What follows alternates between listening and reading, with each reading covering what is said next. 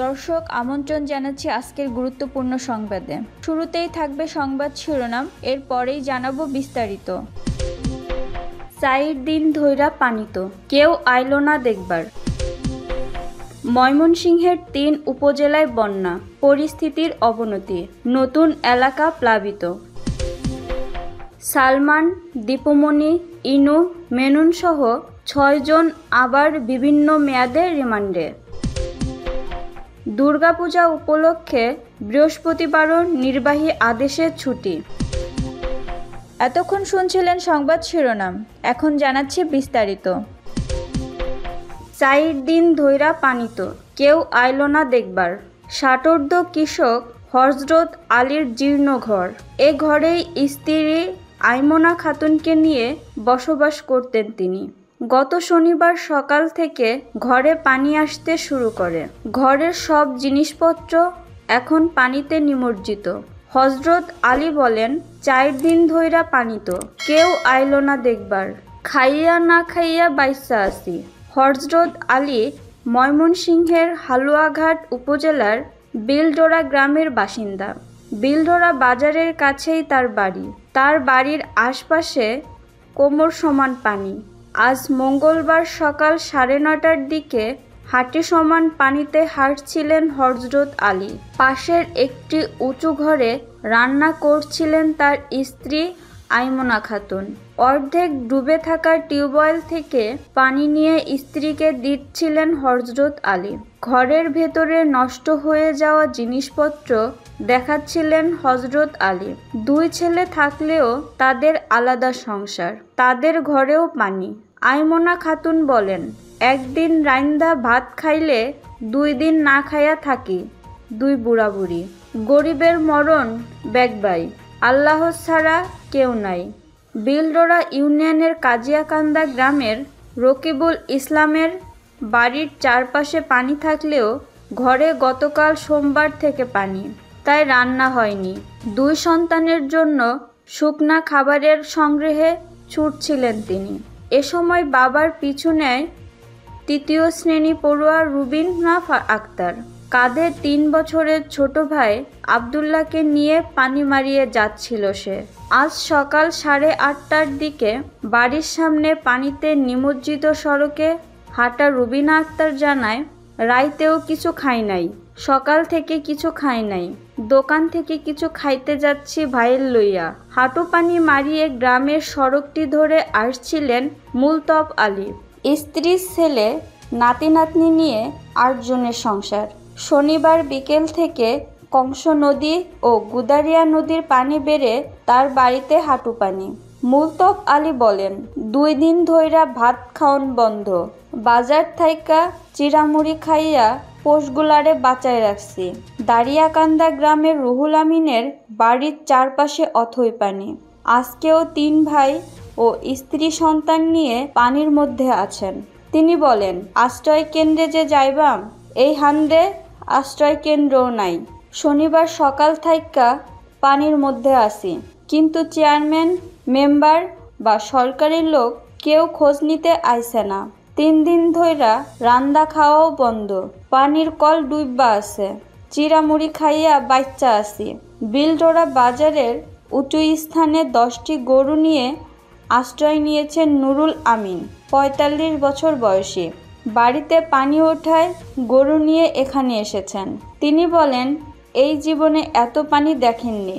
হালুয়াঘাট উপজেলা নির্বাহী কর্মকর্তা মোহাম্মদ এরশাদুল আহমেদ বলেন, প্রশাসনের পাশাপাশি পানিবন্ধু মানুষকে শুকনো খাবার ও রান্না করা খাবার বিতরণ করছে বিভিন্ন রাজনৈতিক দল ও সামাজিক সংগঠন। অতিবৃষ্টি ও পাহাড়ি ঢলে বোরাঘাট নদীর পানি বেড়ে গত বৃহস্পতিবার রাত থেকে প্লাবিত হতে শুরু করে হালুয়াঘাট উপজেলা।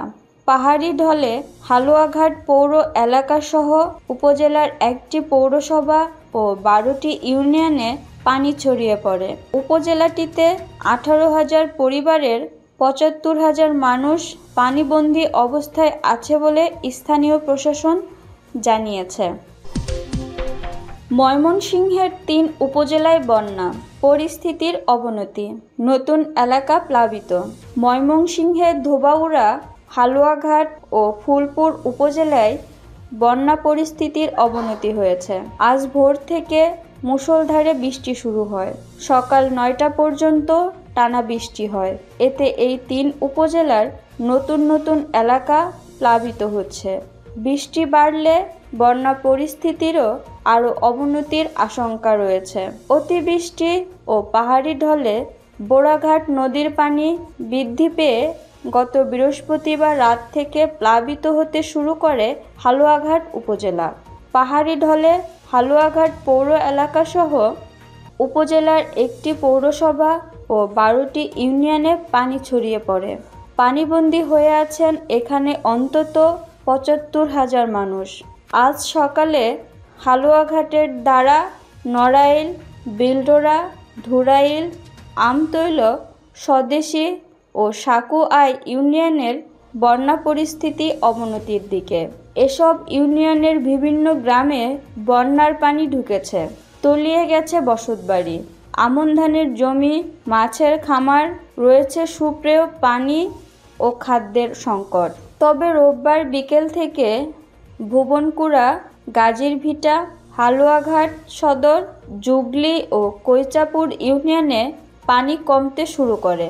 আজ সকালে এ উপজেলায় ৭৫,০০০ মানুষ পানিবন্দী অবস্থায় রয়েছে বলে স্থানীয় প্রশাসন জানিয়েছে। ৫২ বছর বয়সী তোফাজ্জেল হোসেন, বাড়ি দাঁড়িয়াকান্দা গ্রাম। তার বাড়িতে হাঁটু পানি। এলাকায় আজ সকাল থেকে পানি বাড়তে শুরু করেছে। তাই নিজে বাড়ির থেকে গরু নিয়ে পাকা সড়কে রাখতে ছাউনি করছিলেন। গরু এনে পাকা সড়কে ছাউনি করছিলেন। তিনি বলেন, এমন পরিস্থিতিতে আর কখনো পড়তে হয়নি। এলাকাটির বাসিন্দা মাহবুবুর রহমান বলেন, গত শনিবার থেকে বাড়িঘর পানিতে তলিয়ে আছে। এ অবস্থা দিন দিন খারাপ হচ্ছে।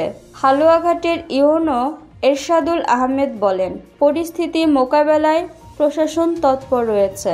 পানিবন্দী মানুষকে শুকনো খাবার ও রান্না করা খাবার বিতরণ কার্যক্রম চলছে।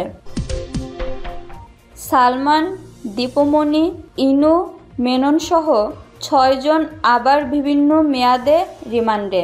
রাজধানীর যাত্রাবাড়ী থানায় দায়ের করা পৃথক ৭টি মামলায় ক্ষমতাচ্যুত প্রধানমন্ত্রী শেখ হাসিনার বেসরকারি বিনিয়োগ ও শিল্প বিষয়ক উপদেষ্টা সালমান এফ রহমান সহ ৬ জনকে বিভিন্ন মেয়াদে রিমান্ডে নিয়ে জিজ্ঞাসাবাদ করার অনুমতি দিয়েছেন আদালত। ঢাকার চিফ মেট্রোপলিটন ম্যাজিস্ট্রেট সিএমএম আদালত আজ মঙ্গলবার সকালে এ আদেশ দেন। সালমান এফ রহমান ছাড়া রিমান্ড মঞ্জুর হওয়া অন্য ৫ আসামি হলেন সাবেক শিক্ষামন্ত্রী দীপুমণি, জাতীয় সমাজতান্ত্রিক দলের জাসদ সভাপতি ও সাবেক মন্ত্রী হাসানুল হক ইনু, বাংলাদেশের ওয়ার্কার্স পার্টির সভাপতি ও সাবেক মন্ত্রী রাশেদ খান মেনন, সাবেক তথ্য, যোগাযোগ ও প্রযুক্তি বিষয়ক প্রতিমন্ত্রী জুনায়েদ আহমেদ ও পুলিশের অতিরিক্ত উপমহাপরিদর্শক এডিআইজি মশিউর রহমান। আদালত সংশ্লিষ্ট সূত্রগুলো বলছে, বৈষম্যবিরোধী ছাত্র জনতার আন্দোলনে গুলি করে হত্যার অভিযোগে যাত্রাবাড়ী থানায় দায়ের করা পৃথক ৭টি হত্যা মামলায় আজ মঙ্গলবার সকাল ৭টার পর সালমান এফ রহমান সহ ৬ জনকে কারাগার থেকে আদালতে হাজির করা হয়। এরপর তাদের প্রত্যেককে ১০ দিন রিমান্ডে নেওয়ার আবেদন জানানো হয়। আসামি পক্ষ থেকে রিমান্ডে নেওয়ার আবেদন নাকচ করে জামিনের আবেদন করা হয়। উভয় পক্ষের শুনানি নিয়ে আদালত প্রত্যেকটি মামলায় বিভিন্ন মেয়াদে রিমান্ডে নিয়ে আসামিদের জিজ্ঞাসাবাদ করার অনুমতি দিয়েছেন। আনিসুল, আসাদুজ্জামান নূর সহ গ্রেপ্তার ৯। এছাড়া রমনা থানার একটি হত্যা মামলায় সাবেক আইনমন্ত্রী আনিসুল হক সহ ৯ জনকে গ্রেপ্তার দেখানোর অনুমতি দিয়েছেন আদালত। আনিসুল ছাড়া অন্য ৮ জন হলেন জাতীয় সমাজতান্ত্রিক দলের জাসদ সভাপতি ও সাবেক মন্ত্রী হাসানুল হক ইনু, বাংলাদেশের ওয়ার্কার্স পার্টির সভাপতি ও সাবেক মন্ত্রী রাশেদ খান মেনন, সাবেক সংস্কৃতি মন্ত্রী আসাদুজ্জামান নূর, সাবেক ডেপুটি স্পিকার শামসুল হক টুকু, পুলিশের সাবেক মহাপরিদর্শক AKM শহীদুল হক ও চৌধুরী আবদুল্লাহ আল মামুন, অতিরিক্ত পুলিশ উপমহাপরিদর্শক মশিউর রহমান ও ঢাকা বিশ্ববিদ্যালয় ছাত্রলীগের সাধারণ সম্পাদক তানভীর হাসান সৈকত। আদালত সংশ্লিষ্ট সূত্রগুলো বলছে, আজ মঙ্গলবার সকাল 7টার পর সাবেক মন্ত্রী আনিসুল হক, আসাদুজ্জামান নূর সহ 9 জনকে কারাগার থেকে আদালতে হাজির করা হয়। এরপর তাদের রমনা থানায় করা হত্যা মামলায় গ্রেপ্তার দেখানোর আবেদন করে রমনা থানা পুলিশ। পরে আদালত তাদের গ্রেপ্তার দেখানোর আবেদন মঞ্জুর করেন। শুনানি শেষে সকাল 10টার পর তাদের আবার কারাগারে পাঠানো হয়েছে। ছাত্র জনতার অভ্যুত্থানে 5 আগস্ট শেখ হাসিনা সরকারের পতনের পর গত 13 আগস্ট গ্রেপ্তার হন আনিসুল হক ও সালমান এফ রহমান। এরপর বিভিন্ন সময় গ্রেপ্তার হন অন্য 10 জন। এরপর বিভিন্ন হত্যা মামলায় তাদের গ্রেপ্তার দেখানো হয়েছে। আনিসুল, সালমান সহ অন্যদের বিভিন্ন মেয়াদে রিমান্ডে নিয়ে জিজ্ঞাসাবাদ করেছে পুলিশ। 5 আগস্টের পর সাবেক প্রধানমন্ত্রী শেখ হাসিনার বিরুদ্ধে রাজধানীসহ সারা দেশে 227টি মামলার তথ্য পাওয়া গেছে। এর মধ্যে 195টি হত্যা মামলা। অধিকাংশ মামলায় সাবেক আইনমন্ত্রী আনিসুল হক, সাবেক স্বরাষ্ট্রমন্ত্রী আসাদুজ্জামান খান সহ ক্ষমতাচ্যুত সরকারের মন্ত্রী, আওয়ামী লীগের নেতা, পুলিশের সাবেক মহাপরিদর্শক IGP, ঢাকা মহানগর পুলিশের DMP সাবেক কমিশনার সহ পুলিশের বিভিন্ন পদমর্যাদার কর্মকর্তা ও কয়েকজন সাবেক সরকারি কর্মকর্তাকে আসামি করা হয়েছে। দুর্গাপূজা উপলক্ষে বৃহস্পতিবারও নির্বাহী আদেশের ছুটি। শারদীয় দুর্গাপূজা উপলক্ষে আগামী বৃহস্পতিবারও ছুটির সিদ্ধান্ত নিয়েছে সরকার। প্রধান উপদেষ্টার কার্যালয়ে একজন কর্মকর্তা জানিয়েছেন, সরকারের নির্বাহী আদেশে এই ছুটি সিদ্ধান্ত নেওয়া হয়েছে। এর ফলে এবার দুর্গাপূজা ও সাপ্তাহিক ছুটি মিলিয়ে টানা 4 দিনের ছুটি হতে যাচ্ছে। কারণ আগামী শুক্র ও শনিবার সাপ্তাহিক ছুটি, এর পরদিন রোববার শারদীয় দুর্গাপূজার বিজয়া দশমী উপলক্ষে সরকারি ছুটি। ফলে সব মিলিয়ে আগামী বৃহস্পতিবার থেকে রোববার পর্যন্ত ছুটি থাকছে। এদিকে প্রধান উপদেষ্টার বিশেষ সহকারী মাহফুজ আলম জানিয়েছেন, আজ মঙ্গলবারের মধ্যে প্রজ্ঞাপন জারি করে বৃহস্পতিবার 10 অক্টোবর ছুটি ঘোষণা করা হবে। মাহফুজ আলম বলেন, হিন্দু সম্প্রদায়ের পক্ষ থেকে নিরাপত্তাহীনতা নিয়ে যেসব অভিযোগ করা হয়েছে সেগুলোর বিষয়ে ব্যবস্থা নেওয়া হবে এবং ক্ষতিগ্রস্ত পরিবারগুলোকে অতি দ্রুত সময়ের মধ্যে আর্থিক সহায়তা দেওয়া হবে।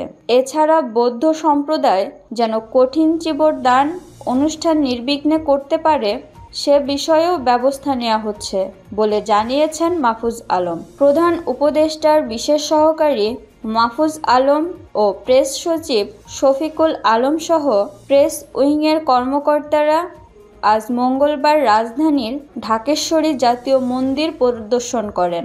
পরিদর্শন শেষে এক প্রেস ব্রিফিংয়ে মাহফুজ আলম এসব কথা জানান। প্রধান উপদেষ্টার প্রেস উইং থেকে এসব তথ্য জানানো হয়েছে। এ সময় বাংলাদেশ পূজা উদযাপন পরিষদের নেতাদের সঙ্গে মত বিনিময় হয়েছে।